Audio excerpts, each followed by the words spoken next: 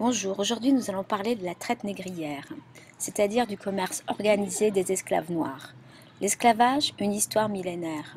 Le commerce des esclaves africains s'est fait de tout temps. Dans l'Antiquité, on en trouve à Rome, en Grèce, en Égypte. Au Moyen Âge, l'esclavage se fait d'abord en Afrique, entre les royaumes africains. Puis à partir du 7e siècle, avec l'expansion musulmane, la traite s'étend vers l'Afrique du Nord. C'est la traite musulmane. Au XVe siècle, la traite devient transatlantique. Les empires portugais et espagnols recherchent une main-d'œuvre pour remplacer les Amérindiens décimés par la conquista. Ils ont besoin d'esclaves noirs pour exploiter leurs plantations. C'est la traite atlantique. Au XVIIe siècle, d'autres pays se lancent dans la conquête coloniale. La France, l'Angleterre, le Danemark. La traite négrière va culminer au XVIIIe siècle. 60% de la traite atlantique se fera pendant cette période. Dans ce graphique, vous pouvez voir que le pays principal importateur d'esclaves reste le Portugal. En tout, sur cette période, il y aura 11 millions d'esclaves. Comment s'explique l'augmentation du nombre d'esclaves? Cette augmentation s'explique par la demande croissante de produits tropicaux en Europe. On peut le voir dans ce graphique qui représente la production de sucre en France de 1710 à 1790, comment le nombre d'esclaves suit la production de sucre.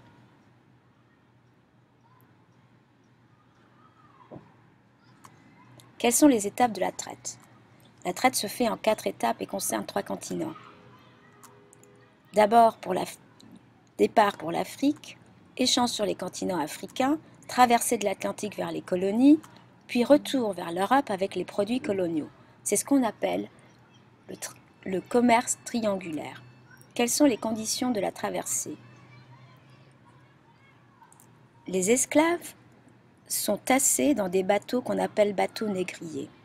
Ils sont tassés comme des cuillères emboîtées les unes dans les autres afin d'optimiser la place. Arrivés en Amérique, les négriers européens vendront les esclaves à des planteurs.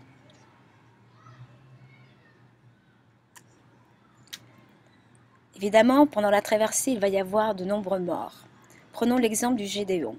Cette expédition part en 1763.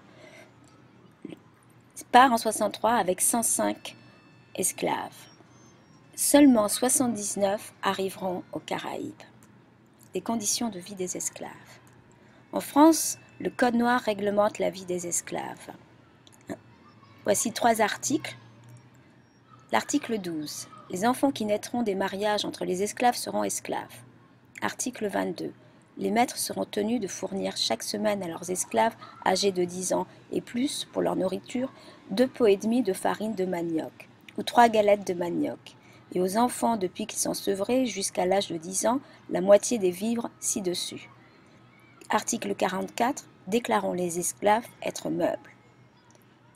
Extrait donc du Code noir rédigé sous le règne de Louis XIV en 1685. La majorité des esclaves se trouve affectée au travail forcé agricole ou domestique. Beaucoup meurent d'épuisement au travail ou de mauvais traitements.